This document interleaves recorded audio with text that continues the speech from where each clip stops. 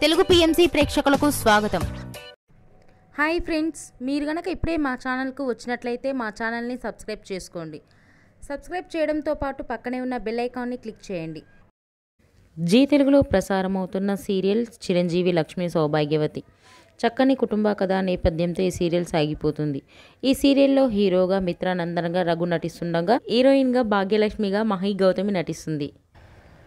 లక్ష్మీ మిత్రకు సంబంధించిన కొన్ని లేటెస్ట్ ఫోటోస్ని ఇప్పుడు మనం కూడా చూసేద్దాం.